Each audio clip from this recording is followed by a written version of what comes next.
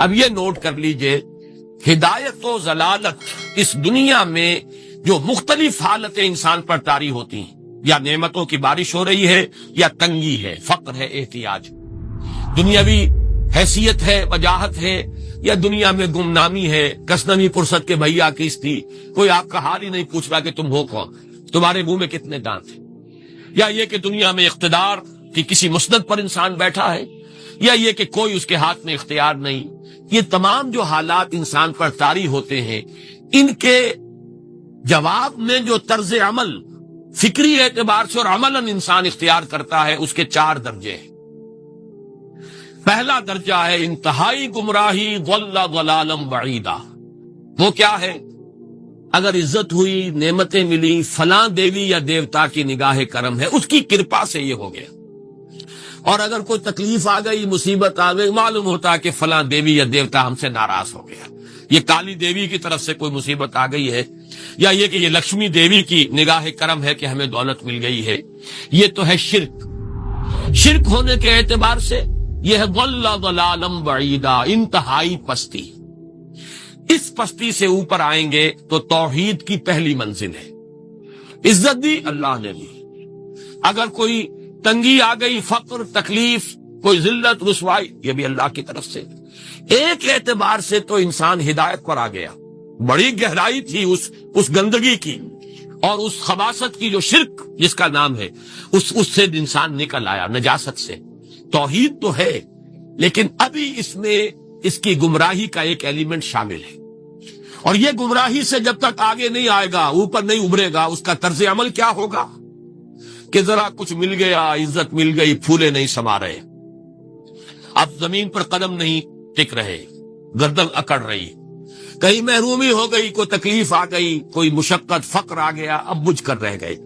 ان دونوں کیفیات میں انسان کا پینڈولم جو ہے وہ ایکسٹریم کو جائے گا۔ یہ کب ہوگا؟ جبکہ انسان یہ سمجھتا ہے کہ اس دنیا میں جو دولت مل گئی یا عزت مل گئی تو یہ گویا کہ بڑی کوئی قابل فخر شے ہے، اور اگر یہاں پر کوئی تکلیف آ گئی، کوئی مصیبت آ گئی، فقر و فاقہ آ گیا تو یہ گویا کہ بہت ہی اہانت آمیز شے ہے۔ اگر یہ انسان سمجھے گا تو طرز عمل وہ نکلے گا نتیجے کے طور پر جو میں بیان کر چکا ہوں، یہ گمراہی ہے۔ اس گمراہی سے نکلیں گے تو آپ کس مقام پر آئے؟ دوسری منزل ہدایت کی کیا ہے؟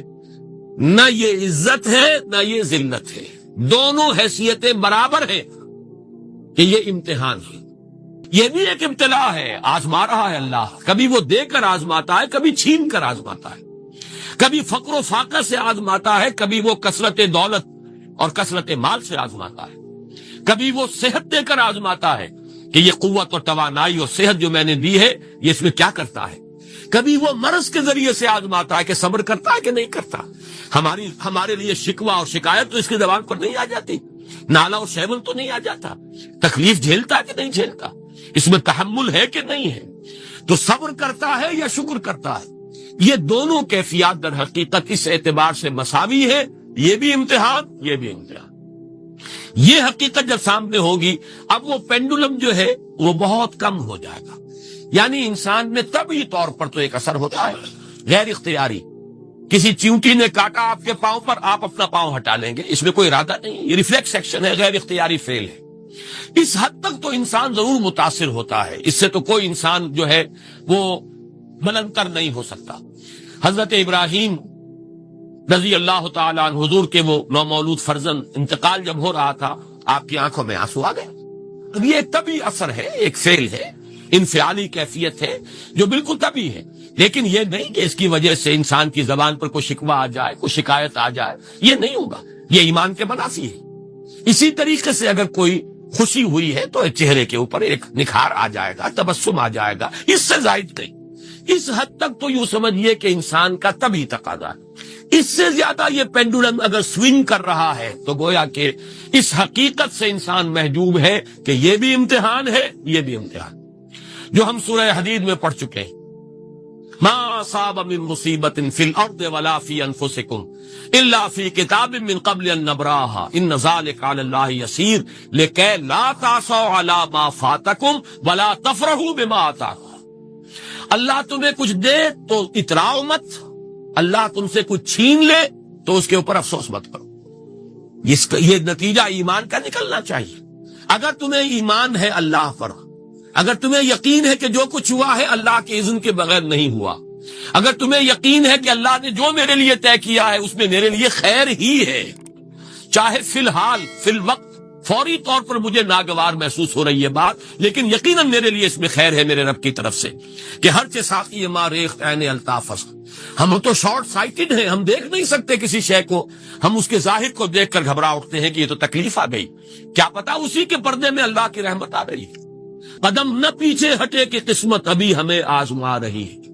رئیس اہل نظر سے کہہ دو کہ آزمائش سے جی نہ ہارے، جسے سمجھتے ہو آزمائش وہی تو بگڑی بنا رہی ہے.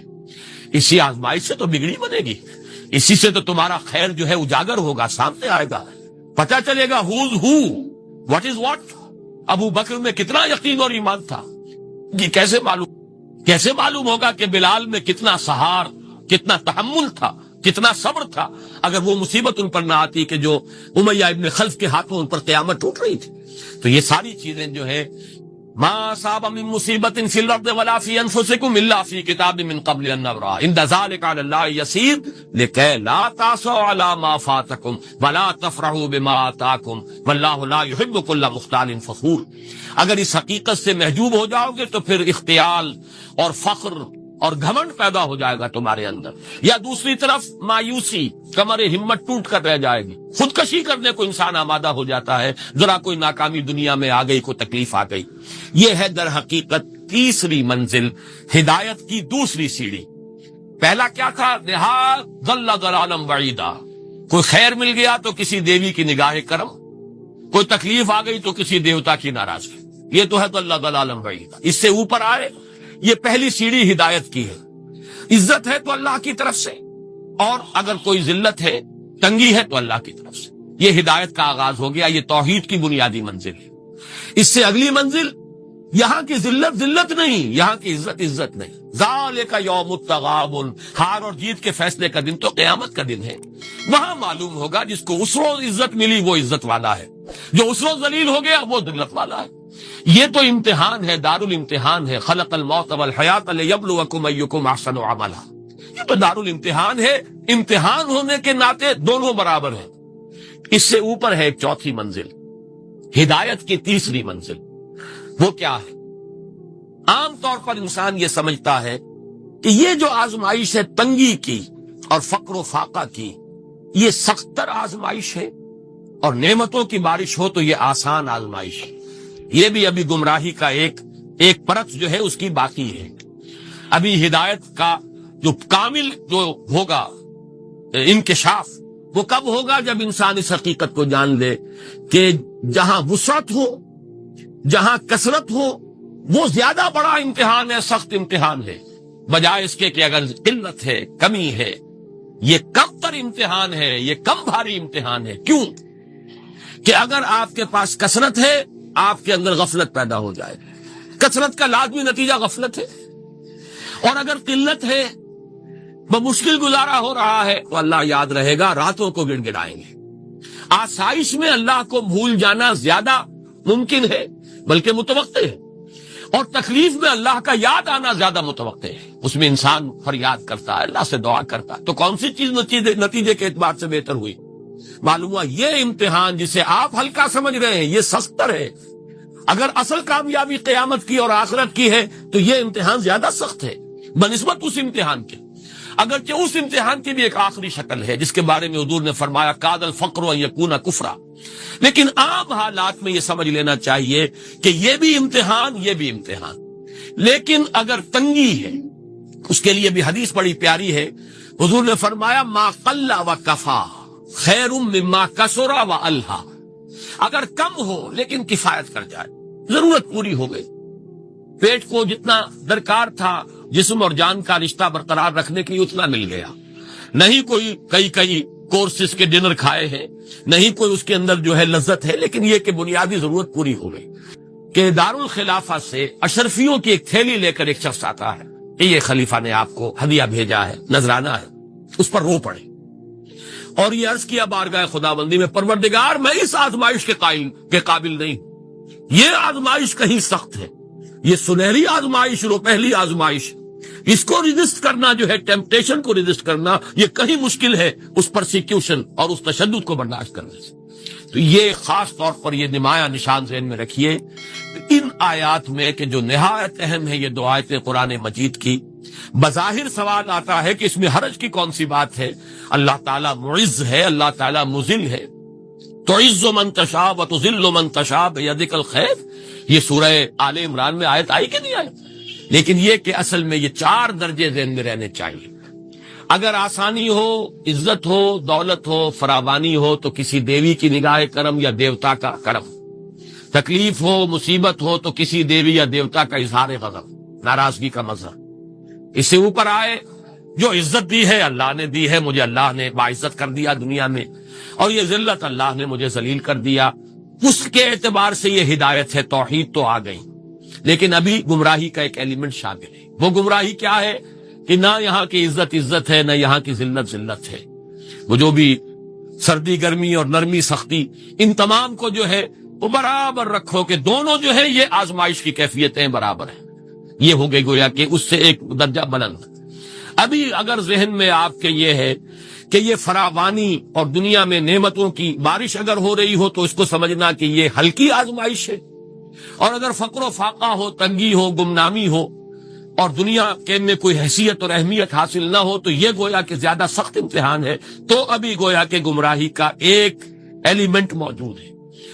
تو ایک ایمان ہے انٹلیکچوئلز کا، صدیقین کا، جن کو قرآن کہتا ہے اولو الالباب الذین یعقلون، ان فی خلق السماوات والارض واختلاف اللیل والنہار لآیات لأولی الالباب، ہوش مندوں کے لیے، عقل مندوں کے لیے، غور و فکر کرنے والوں کے لیے، اصحاب دانش و بینش کے لیے ہماری کائنات میں ہماری نشانیاں ہیں، غور کرو اور ہمیں پہچانو، خود اپنے اندر جھانکو اور ہمیں پہچانو، اور ہماری یہ آیات جو ہیں ہمارے کلام کی، اس کی آیات جو ہیں ان میں وہ ایمان رچا بسا ہوا ہے، ان پر غور کرو، غوطہ زنی کرو، قرآن میں ہو غوطہ زن ہے مرد مسلمان۔ یہ ہے ٹاپ کا ایمان، یہ ہے اصل وہ ایمان کہ جو مطلوب ہے۔ اب باقی حضرات جو ہیں ان کے قریب رہیں گے، ایمان حاصل کر لیں گے، اور جو اعمال اللہ نے بتائے ہیں ان پر عمل کرتے رہیں گے، ایمان حاصل۔ اب دوسری بات کی طرف آئیے، نفاق سے کیسے بچا جائے، اس کے لیے بھی 3 عمل ہیں۔ پہلی چیز، اور 2 چیزیں تو وہ ہیں کہ جو سورہ منافقون ہی کے دوسرے رکوع میں بیان ہوئی۔ پریونشن کیسے ہوگی، بچو گے کیسے؟ دوام ذکر، اللہ کو یاد رکھو۔ یا ایھا الذین آمنوا لا تلہکم اموالکم ولا اولادکم عن ذکر اللہ ومن یفعل ذلک فاولئک هم الخاسرون۔ دل کو غفلت میں مت آنے دو، دل غافل ہوگا شیطان کا ڈیرا بن جائے گا۔ وہ دوام ذکر میں، البتہ یہ ذہن میں رکھیے کہ دوام ذکر کا ذریعہ کیا ہے، اس میں مغالتے ہیں لوگوں کو۔ جو سب سے بڑا ذکر ہے اس کو بھولے ہوئے ہیں، اور جو تیسرے چوتھے نمبر کا ذکر ہے اس کو سمجھ بیٹھے ہیں کہ بس یہی ذکر ہے۔ سب سے بڑا ذکر، مجسم ذکر قرآن ہے۔ الذکر انا نحن نزلنا الذکر وانا لہ لحافظون۔ وہ الذکر کون سا ہے؟ قرآن۔ اسی کو فرمایا، میں نے وہ آیت سنائی تھی کہ لوگ تنزیہ کہتے تھے، یا ایھا الذی نزل علیہ الذکر انک لمجنون۔ حضور سے مخاطب ہوئے کہتے ہیں فلاں جس کے اوپر کے اس کے خیال کے مطابق ذکر نازل ہوا ہے، ہم تو تمہیں پاگل سمجھتے ہیں۔ وہاں بھی لفظ کیا ہے؟ الذکر۔ معلوم کیا ہوا؟ انا انزلنا الیک الذکر لتبین للناس ما نزل الیہم، یہ الذکر ہے۔ تو اس سے بڑا ذکر کوئی نہیں۔ تلاوت قرآن، تدبر قرآن، غور و فکر قرآن کا، قرآن کو یاد کرنا۔ اس پر میرا کتاب چاہے مسلمانوں پر قرآن مجید کے حقوق، اب تو یہاں شاید کوئی کتاب موجود نہیں رہی ہے، اگر آپ کو ضرورت ہوتی ہے پاکستان سے منگا لیتے ہیں، ہر شے پڑھیے، انشاءاللہ آ جائے گی چیزیں۔ نمبر 2 ذکر کیا ہے؟ اقیم الصلاۃ لذکری، نماز کو قائم کرو میری یاد کے لیے۔ یہ ذریعہ ذکر میں، وہ تو ہے ہی مجسم ذکر، اور یہ ذریعہ ذکر میں سب سے اہم ہے۔ یہ عملی ذکر بھی ہو رہا ہے اور قولی بھی ہو رہا ہے۔ سورہ فاتحہ پڑھی آپ نے، قرآن شریف کی کچھ آیات پڑھی، پھر رکوع کیا۔ یہ رکوع جو ہے یہ آپ کا عملی ذکر ہے کہ آپ نے اپنے وجود سے اللہ کی عظمت کو تسلیم کیا۔ پھر آپ سجدے میں گرے. یہ آپ کا عملی ذکر ہے کہ اپنے وجود سے آپ نے اللہ کی عظمت کو اور تسلیم کیا. تیسری چیز ہے مسنون دعائیں اور مسنون اذکار جو حضور سے ثابت. ہمارے ہاں کیا ہو گیا، مجھے فلاں بزرگ نے یہ چیز بتائی ہے، وہ تو پڑھتے چلے جا رہے ہیں. نہ قرآن سے دلچسپی، نہ اذکار مسنونہ سے دلچسپی. ادعیہ معصورہ. آپ غور کریں گے کہ زندگی کے ہر عمل کے لیے حضور کی دعا موجود ہے. صبح اٹھے دعا ہے، آنکھ کھلتے ہی بیت الخلاء میں داخل ہونے لگے دعا ہے، نکلے دعا ہے، وضو کرنے بیٹھے دعا ہے، فارغ ہوئے دعا ہے، مسجد کے لیے گھر سے نکلے دعا ہے، مسجد میں داخل ہوئے دعا ہے. مسجد میں تو ہے ہی ذکر، نماز ہے، تلاوت ہے، باہر نکلے دعا ہے، گھر میں داخل ہونے لگے پھر دعا ہے، سواری پر سوار ہو رہے ہیں دعا ہے، اتر رہے ہیں دعا ہے، شیشہ دیکھ رہے ہیں دعا ہے، کپڑے پہن رہے ہیں دعا.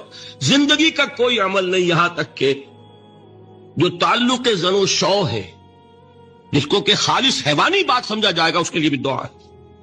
غفلت میں وہ کام بھی نہیں کرتا. سمجھ رہے ہیں آپ؟ اب آپ غور کیجئے، اس میں کوئی اضافی وقت نہیں لگا، اضافی پوسچر اختیار نہیں کیا آپ نے، یوں بیٹھو، اس طرح بیٹھو، یوں کرو، آپ کا وقت اضافی نہیں لگا. جو کام کر رہے ہیں اور آپ اللہ کو یاد کر رہے ہیں. وہ اللہ کی یاد اس کام کی مناسبت سے ہے. ان ادعیہ معصورہ سے دو تعلق جڑ گئے انسان کے. دعا کس سے کر رہے ہیں؟ اللہ سے. جڑا کہ نہیں؟ اور یہ الفاظ کس کے ہیں؟ محمد رسول اللہ کے. تو آپ کے دو تعلق جڑ گئے. آپ اپنی جی سے گھڑ کر دعا مانگیں گے تو پہلا تعلق تو ہو جائے گا، دوسرا نہیں ہوگا. بہتر سے بہتر دعا مانگ لیں آپ. لیکن حضور سے جو معصور اور مسنون الفاظ جب آپ زبان سے نکالتے ہیں تو آپ کا تعلق اللہ سے بھی ہوا بذریعہ دعا، اور وہ الفاظ چونکہ حضور کے ہیں صلی اللہ علیہ وسلم تو حضور کے ساتھ ہوا. یہ تیسرا درجہ ہے. اور ایک اور چیز ہے جو بہت اہم ہے، بہت ہی شعوری طور پر اس کا اہتمام کیجئے. جس وقت دین کے کسی فرض کی انسان کو سمجھ آ جائے، اس کا شعور پیدا ہو جائے، پھر ڈیلے نہ ہو. ذرا سا ڈیلے جو ہے اس پر عمل کرنے میں، یہ در حقیقت نفاق کو جڑ پکڑنے کا موقع دینا ہے. Immediate action. ایک بات سمجھ میں آ گئی، فوراً عمل کرو. اس میں شیطان کیا کرتا ہے؟ ذرا ٹھہر جاؤ، ابھی دیکھو یہ فرض ہے، یہ ذمہ داریاں ہیں، یہ کرنا ہے، اور پھر لگا دینا اپنے آپ کو. بہت سے لوگ کہتے ہیں بس یہ ریٹائرمنٹ کے بعد تو سارا میں دین کے لیے وقت کر دوں گا. اول تو خدا کے بندے تمہارے اندر رہ کیا جائے گا ریٹائرمنٹ کے بعد؟ سارا تو کھپ چکو گے، رہ کیا جائے گا؟ دوسرے یہ کہ یہ بھی جان لیجئے کہ کار دنیا کسے تمام نہ کر. ریٹائرمنٹ کے بعد کون فارغ ہو جاتا ہے؟ بیٹوں بیٹیوں سے فارغ ہوئے تو پوتے پوتیاں موجود ہیں، نواسے نواسیاں موجود ہیں. کبھی بھی وہ بوجھ ختم نہیں ہوتا زندگی کا. وہ تو یہ کہ آج بات سمجھ میں آئی ہے تو آج عمل ہونا چاہیے. قرآن مجید میں سورہ انعام میں بڑی شدید وعید آئی ہے. الفاظ ہیں یہ، وَنُقَلِّبُ أَفْئِدَتَهُمْ وَأَبْصَارَهُمْ كَمَا لَمْ يُؤْمِنُوا بِهِ أَوَّلَ مَرَّةٍ. انسان پر ایک حقیقت انکشاف ہوا کہ بات حق ہے، فوراً تسلیم کرے. کسی مصلحت کی وجہ سے، کسی بزدلی کی وجہ سے، کسی لالچ کی وجہ سے، کسی اپنی سیادت یا قیادت کی وجہ سے کیسے مان لوں؟ لوگ کہیں گے کہ یہ نیچے ہو گیا، وہ اونچا ہو گیا جس کی بات مانی. کسی وجہ سے رک گئے تو اللہ تعالیٰ اندر سے وہ جو استعداد ہے حق کو پہچاننے کی وہ سلب کر لیتا. وَنُقَلِّبُ أَفْئِدَتَهُمْ وَأَبْصَارَهُمْ. ہم الٹ دیں گے ان کے دلوں کو بھی اور ان کی آنکھوں کو بھی. کیوں؟ كَمَا لَمْ يُؤْمِنُوا بِهِ أَوَّلَ مَرَّةٍ. اس لیے کہ وہ پہلی مرتبہ جب انکشاف حق ہوا ہے وہ ایمان نہیں لائے. اس کا میں ایک واقعہ آپ کو سنانا چاہتا ہوں کہ کس طرح صحابہ کرام پر بھی وقتی طور پر یہ واقعہ اگر صحابہ کرام کا نہ ہوتا تو یہ حقائق سمجھ میں نہ آتے. غزوہ تبوک کے موقع پر یہ میں جملہ انکمپلیٹ رہ گیا، ضعف ایمان کا حملہ ہو جاتا تھا. کہیے کہ اے جاہلو، اے نادانو، اے حرص و ہوا کے بندو. ایک بات ذرا نوٹ کر لیجئے کہ لفظ جاہل جب ہم اردو میں بولتے ہیں اس کا مفہوم کچھ اور ہے. بلکہ وہ میرے نزدیک نسبتاً ہلکا ہے۔ عربی میں یہ لفظ اس سے کہیں زیادہ ثقیل معنی ہے۔ اردو میں ہم جاہل کہتے ہیں اس شخص کو جو پڑھا لکھا نہیں ہے۔ عربی میں ہو سکتا ہے کہ کوئی شخص بہت بڑا عالم ہو پھر جاہل ہو۔ جاہل کا لفظ عربی میں آتا ہے ایک ایسے شخص کے لیے جو خواہشات سے مغلوب ہے، جذبات سے مغلوب ہے، شہوات سے مغلوب ہے۔ ایک تو وہ شخص ہے کہ جو اپنی عقل سے راستہ دیکھ رہا ہے اور چل رہا ہے، اور ایک وہ شخص ہے کہ جو اندھا بہرا ہو کر خواہشات کے پیچھے لگا ہوا ہے، جو جذبات کا غلام بن گیا، جو شہوات کی بندگی کر رہا، وہ جاہل ہے۔ تو در حقیقت عربی زبان میں عالم کے مقابلے میں جاہل نہیں ہے، بلکہ جاہل ہے عاقل کے مقابلے میں۔ ایک وہ شخص ہے کہ جس کی زندگی میں عقل، اس کی سوجھ بوجھ، اس کے شعور کو اپر ہینڈ حاصل ہے، جذبات اس کے نیچے ہیں۔ اور ایک شخص وہ ہے کہ جس کے جذبات بالا تر ہے اور عقل اس کے نیچے دب گئی ہے۔ وہ شخص جو ہے وہ عاقل کے مقابلے میں جاہل ہے۔ تو یہاں کہا جا رہا ہے اے جاہلو، اے حرص و ہوا کے بندو، اے خواہشات کے غلاموں، کیا تم مجھے بھی یہ حکم دے رہے ہو کہ میں اللہ کے سوا کسی اور کی بندگی کروں؟ وَلَقَدْ أُوحِيَ إِلَيْكَ وَإِلَى الَّذِينَ مِن قَبْلِكَ، اور اے نبی دیکھ لیجئے آپ کی طرف بھی وحی کی جا چکی ہے، لَإِنَّ أَشْرَكْتَ لَيَحْبَطَنَّ عَمَلُكَ وَلَتَكُونَنَّ مِنَ الْخَاسِرِينَ۔ اگر بالفرض، میں پھر بالفرض کا اضافہ کر رہا ہوں، اگر بالفرض آپ نے بھی شرک کیا تو سارے اعمال آپ کے بھی حبط ہو جائیں گے اور آپ بھی خسارہ پانے والوں میں سے ہو کر رہیں گے۔ بَلِ اللَّهَ فَاعْبُدْ وَكُن مِّنَ الشَّاكِرِينَ، بس صرف ایک اللہ ہی کی بندگی کیجئے اور شکر کرنے والوں بندوں میں سے ہو جائیں گے۔ یہ اس سورہ زمر کی چند آیات میں نے آپ کو سنائی ہیں۔ یہ میرے نزدیک اس موضوع پر انفرادی سطح پر جو توحید عملی کا تقاضا ہے، یعنی عبادت رب اس حال میں کہ اطاعت کو اس کے لیے خالص کر دیا گیا، اس موضوع پر یہ قرآن مجید کا ذروہ سلام ہے۔ اس سے ذرا آگے آئیے، سورہ مومن میں اسی عبادت کا ایک ایسوٹیرک ایلیمنٹ ہے، ایک تو ایکسوٹیرک ایلیمنٹ ہے جو نظر آتا ہے۔ آپ نے اللہ کے حکم کے مطابق کوئی عمل کیا، دیکھنے والوں کو نظر آ جائے گا۔ آپ نے کوئی اور کسی چیز سے احتراز کیا، بچے اس لیے کہ وہ حرام ہے، لوگوں کو معلوم ہو جائے گا۔ آپ کسی محفل میں ہیں جس میں شراب نوشی ہو رہی ہے، ہمارے بہت سے لوگوں کو اس کا تجربہ ہوتا ہے، باہر جاتے ہیں، کوئی ایسی پارٹی ہے کہ وہاں شراب سرو ہو رہی ہے اور آپ نہیں پی رہے، تو لوگ اب آپ سے پوچھتے ہیں کہ آپ کیوں نہیں پی رہے، کیا وجہ ہے، اور آپ کہتے ہیں کہ یہ ہمارے دین میں حرام ہے۔ یہ گویا کہ ایک ظاہری عمل ہو گیا، آپ کی بندگی کا ظہور ہوا، اس کا اظہار ہوا۔ ایک اسی بندگی کا ایسوٹیرک ایلیمنٹ ہے جو اندر ہی اندر ہوتا ہے، وہ ہے اللہ سے دعا۔ اور اصل میں دعا جان لیجئے، ایک دعا تو وہ ہے جو ہم کرتے ہیں ہاتھ اٹھا کر اور مانگتے ہیں، پھر وہ دعا جو باجماعت ہوتی ہے، یہ تو ظاہری ایک دعا عمل ہے جو نظر آ گیا۔ اصل دعا وہ ہے تضرعا وخیفہ، وہ جو انسان دون الجہر من القول، زبان ہلائے بغیر دل ہی دل میں جو اللہ کو وہ پکار رہا ہوتا ہے، اللہ سے استدعا کرتا ہے، اللہ سے ہم کلام ہوتا ہے، اللہ کے سامنے اپنی خطاؤں کا اقرار کرتا ہے۔ یہ جو اندر ہی اندر کی سرگوشی ہے، اس کو حضور صلی اللہ علیہ وسلم نے عبادت کا لب لباب اور عبادت کا جوہر قرار دیا۔ فرمایا الدعاء هو العبادہ، الدعاء مخ العبادہ، دعا ہی تو عبادت کا جوہر ہے۔ یہ دعا ہی تو اصل میں، مخ کہتے ہیں عربی زبان میں ہڈی کا جو گودا ہوتا ہے اس کو، اصل میں جو گودا ہے اس کا جو جوہر ہے وہ در حقیقت دعا ہے۔ تو اب اسی توحید عملی کا ایک دوسرا تقاضا یہ ہوگا کہ کبھی بھی انسان اللہ کے سوا کسی اور کو نہ پکارے، اور نمبر دو یہ کہ اس کا یہ پکارنا جو ہے، دعا کرنا جو ہے اپنے پروردگار سے، یہ بھی مخلصین لہ الدین، اس کے لیے اپنی اطاعت کو خالص کرتے ہوئے، اس لیے کہ اگر آپ اطاعت میں شرک کر رہے ہیں تو اللہ سے دعا کرنے کا منہ ہی نہیں، کس منہ سے اللہ کو پکار رہے ہیں، جبکہ آپ نے اللہ تعالیٰ کے ساتھ وہ توحید فی العبادت کا تقاضا پورا نہیں کیا۔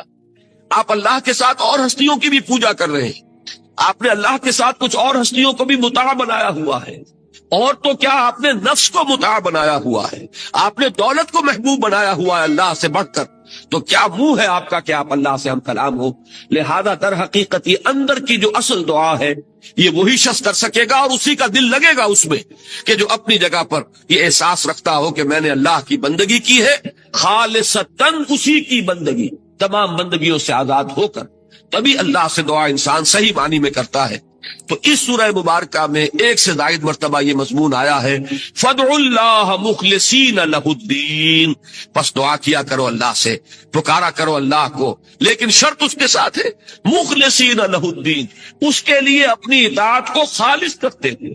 اگر یہ نہیں ہو سکتا، ایک شخص کی زندگی جو ہے وہ غفلت میں گزری ہے، جہالت میں گزری ہے، نادانی میں گزری ہے، اب وہ اللہ کو پکارنا چاہتا ہے تو پہلے عہد کرے کہ اللہ جو بھی خطائیں تھی وہ آپ فرما دے، جو بھی مجھ سے غلطیاں ہوئی، تیرے احکام جو میں نے توڑے، اب کرتا ہوں کہ آئندہ کوئی تیرا حکم نہیں توڑوں گا۔ تو اب اللہ کو پکاریے، اللہ سے دعا کیجئے۔ اسی چیز کا نام ہے استغفار اور توبہ۔ یہ جو حضور صلی اللہ علیہ وسلم نے فرمایا کہ میں بھی 70 مرتبہ اللہ سے استغفار کرتا ہوں، استغفر اللہ ربی من کل ذنب واتوب الیہ، میں استغفار کر رہا ہوں اللہ سے اپنی تمام خطاؤں پر، اور اب میں اس کی طرف متوجہ ہوتا ہوں، توبہ کر رہا ہوں، توبۃ نصوح، خالص توبہ۔ تو استغفار اور توبہ جو ہے یہ در حقیقت دعا کے لیے گویا کہ بمنزلہ تمہید ہے۔ استغفار کیجئے، توبہ کیجئے، اب اللہ کو پکاریے، اللہ سے دعا کیجئے۔ تو فرمایا فَادْعُوا اللَّهَ مُخْلِصِينَ لَهُ الدِّينَ، اور اسی سورہ مومن میں وہ آیت بھی آئی ہے جو آپ نے اکثر جمعوں کے خطبوں میں اور وعظوں میں سنی ہوگی، قال ربكم ادعوني استجب لكم ان الذين يستكبرون عن عبادتي سيدخلون جہنم داخرین۔